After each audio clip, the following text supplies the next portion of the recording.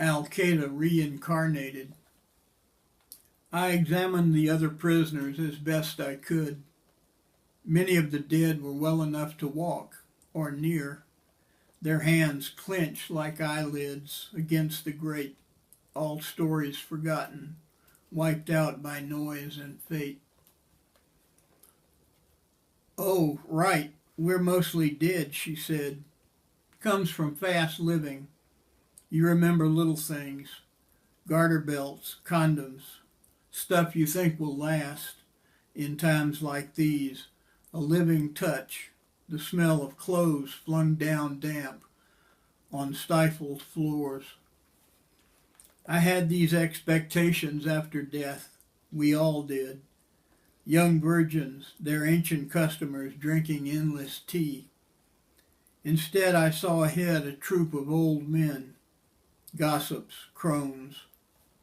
One I found directions from, felt free to chat, asked, "What did you do to deserve more than this eternal rain?"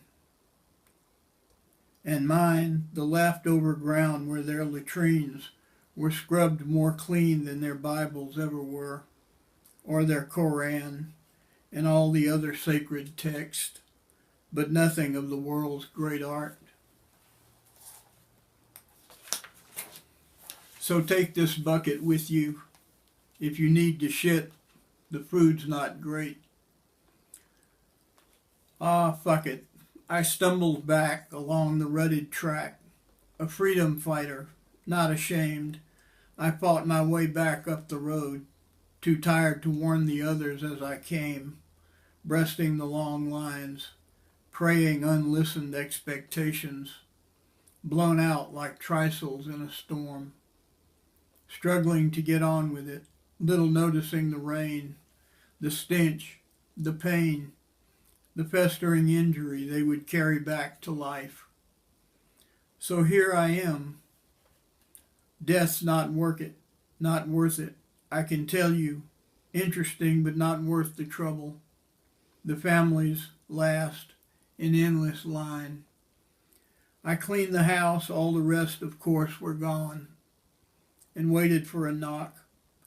I had seen the boys about halfway down the hill, slipping in the ruts, curious where the oasis was as the girls began their sing-song chatter to a tone-deaf bunch like us. I should have known. I suppose some wisdom comes from death like this, but I was never deep. The most I know is not to die or get in debt and pass our shit on to the master race to come. So find a job and keep the toilet clean. You never know when you might need drinking water out of it, rain to wine. Freedom fighters over here, the big voice said. All other murderers by the fence. I couldn't see much difference, I admit, and I told the greasy bastard so.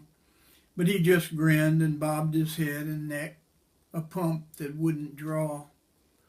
All those who blew yourselves up assemble here, and I mean assemble as best you can.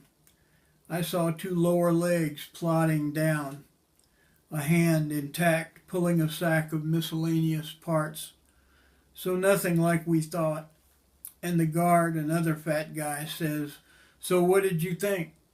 You blew yourself to shit. Don't expect some fool to spend eternity finding all of your remains, let alone putting them into some celestial order. But get lost, though most of you have already, a Rubik's Cube of flesh and hair." And heavens no, the fat guy said, it's just a place to wait. Wait, I think. That's all I know. A few of us got organized a few cliques back, just so we'd have a place to sit. A long time, I'd say. I never even figured out why I'm so here, but c'est la vie, you know.